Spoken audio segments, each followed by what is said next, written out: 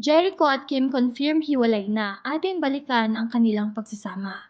Ang tunay na estado ng relasyon nila Jericho Rosales at Kim Jones ay naging usap-usapan sa loob ng mga buwan dahil sa patuloy na paglabas ng mga chismis tungkol sa kanilang hiwalayan.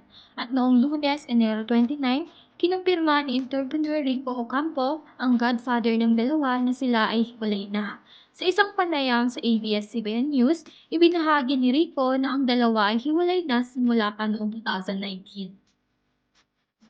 While the friendship between the two remains, they have decided it is time to lead separate lives, sabi niya. It was a mutual decision, an amicable separation dealt with grace and maturity by both parties. Sa kasalukuyan, hindi pa nagsasalita ng personal sina Jericho at Kim tungkol sa kanilang paghihiwalay. Gayunpaman, bago ang pahayag tungkol sa kanilang hiwalayan, parehong panig ay hindi pa nakumpirma o nilinaw ang kanilang paghihiwalay kahit na sila ay paulit-ulit ng tinanong tungkol sa kanilang estado. Sa pagtatapos ng kanilang 10 taong pagmamahalan, balikan natin ang kanilang relasyon sa mga nagdaang taon. Noong 2011, unang nagkakilala si Jericho at si Kip sa pamamagitan ng isang hapunan na inorganisa ng isang kaibigang common. Sa panahong iyon, sinabi ng aktor na hindi siya gaanong interesado na maging romantiko sa kahit na sino dahil gusto niyang magpahinga muna mula sa pagkakaroon ng mga mataas na profile na relasyon. Tandaan na kabilang sa kanyang mga naging kasintahan sina Christine Hermosa, Cindy Corletto at Heart Evangelista. Ngunit nang ipakita ng isang kaibigang common kay Jericho ang mga larawan ng Filipina-British aspiring model, natagpuan niya itong maganda at agad na pumayag na dumalo sa hapunan. Gayunpaman, ang kanilang unang pagkikita ay hindi gaanong espesyal. I didn't get his joke at first, I didn't understand him, and then he didn't understand me because my accent was so thick. Sabi ni Kim sa isang panayam noong 2013 sa The Buzz. Bago lumipat sa Pilipinas noong 2010, lumaki siya sa Australia, bagamat naakit si Jericho kay Kim, hindi interesado si Kim sa pagde-date. Sa isang vlog ni Bianca Gonzalez noong 2014 sa pamamagitan ng Philippine Star, naalala ng dalawa na tinanggihan ni Kim ang imbitasyon ni Jericho na dumalo sa isang concert at matagal bago sumagot sa kanyang mga mensahe at ito'y meron lamang isang linya. Mga ilang buwan pa lamang ang lumipas nang magbago ang isip ni Kim. When we first met, we clicked on a friendly level. I was new here and I didn't want to get into a relationship.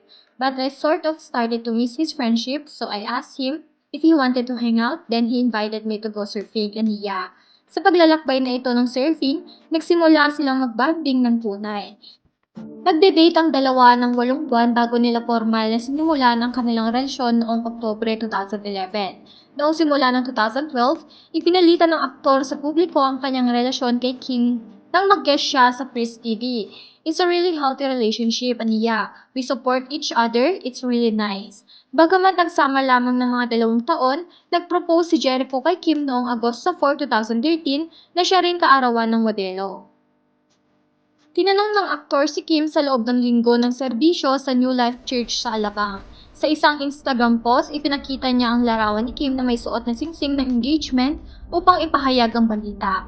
I love you, Miss Jones. You are the love of my life. Thank you for saying yes to me, sulat niya. Si Kim din ay nag-post sa kanyang sariling social media account. Sinabi niya na ginawa ng aktor siya na the happiest lady in the world. Kinasal naman sina Jericho at Kim noong Mayo 1, 2014 sa isang intimate beach wedding sa Boracay. Nang dumalo si Kim sa New York Fashion Week noong September 2018, buong suporta ang ibinigay ni Jericho sa kanya at sumama pa sa kaganapan upang maging kanyang assistant. Tinawag niyang Better Husband Project ang kanyang ginawa kung saan siya ang nag-aasikaso ng mga schedule ni Kim, kumuha ng mga Uber rides, at nag-steam ng kanyang mga damit. Seeing the result of all the hard work you've put into your career makes me so proud. Keep doing what you do, I got your back. Dagdag pa niya. Noong Nobyembre 2020, ang tandem na kilala sa kanilang pagmamahal sa surfing, ginamit ang kanilang mga kasanayan sa pagtulong sa mga operasyon ng rescue sa Marikina sa panahon ng pag-atake ng Bagyong Ulysses.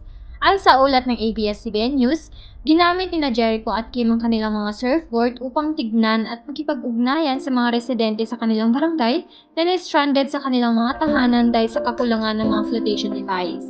Hindi natapos ang kanilang mabubuting gawa doon dahil pinangunahan din nila Jericho at Kim ang isang housing project para sa mga pamilyang naapektuhan ng Bagyong Ulysses. Bukod dito, patuloy na pinupuri ang mag-asawa sa kanilang progresibong pananaw sa kasal. Sa isang panayam noong Hunyo 2001 sa PEP, nagbahagi ang aktor kung paano sila patuloy na sumusuporta sa paglago ng isa't isa. We don't want to be trapped by the ideas of marriage, and yeah, in our own experience, we do not have parameters. For us, we go against culture, not because we hate it. We go against the normal or what the society says, what the culture says, because there's so much pressure in marriage. Bukod dito, sinabi ni Jericho na palagi silang tinatanong kung kailan sila magkakaanak, ngunit hindi sila nagpapadala sa mga komento na ito. For all you know, we're never going to have a baby, Aniya. Bago ito, nagsalita rin si Kim tungkol sa pressure sa kanya na maging isang ina. Nagpahayag din siya ng pasasalamat sa kanyang kasama na sinabi niyang si Jericho. Believe that a woman worth and the measure of the real woman comes from multitude of qualities. Sa Pebrero 2002, ibinahagi ni Jericho ang isang pasilip sa kanyang buhay sa New York City sa pamamagitan ng kanyang Instagram, isang post na nagpapakita ng tanawin mula sa kanyang apartment sa Big Apple. Habang isa namang post ay pinakita ng aktor na nagdalo siya ng mga acting workshop doon. Acting workshop, one of my happy places. Caption ni Jericho sa kanyang post, acting should be taught in schools. Bagamat hindi nagdetalye ang aktor tungkol sa dahilan ng pag-attend sa mga acting workshop, dati nang sinabi ni Jericho sa mga press interview na interesado siya na maging isang Hollywood actor. Sa pagdating ng huli ng 2002, nagsimulang kumalat ang mga spekulasyon na naghiwalay na ang dalawa. Nagulat ang maraming fans sa mga chismis dahil bigla itong lumabas at ang dalawa ay pangunahing nagpapanatili ng kanilang relasyon na pribado. Binasag ang mga chismis na ito na nag-post si Kim ng pagbati sa kaarawan ni Jericho noong Setyembre. Ang mga espekulasyon na naghiwalay na sina Jericho at Kim ay bumalik sa eksena noong 2023. Sa isang ulat noong Hunyo, ibinigay ng aktor ang kanyang unang komento tungkol sa mga chismis ng hiwalayan. Sinasabi na hindi siya ang uri ng tao na kailangang magpaliwanag. It's okay, people are entitled to their own opinion. I'm really not that type of person na I really have to explain myself to anyone.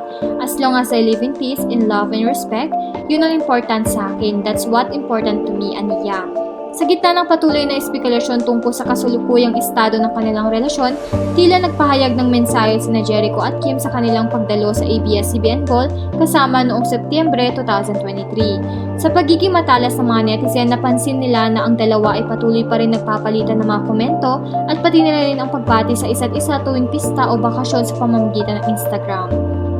Sa simula ng Enero, muling tinanong ng media si Jericho tungkol sa kanyang reaksyon sa mga chismis tungkol sa kanyang relasyon kay Kim. We are happy, we are good.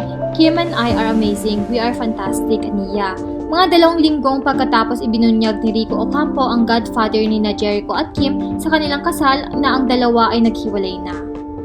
The split is not born out of ill feelings. On the contrary, one might say that it is a demonstration of their affection and respect, as Echo and Kim only wish the best for each other, sabi ng pahayag ni Ocampo sa ABS-CBN News.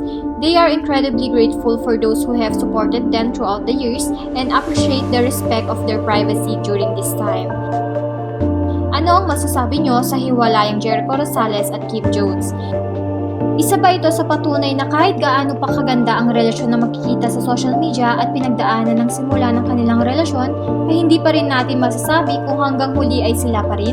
Comment down your thoughts below. Don't forget to like and subscribe for more latest trending news from us, and thank you for watching!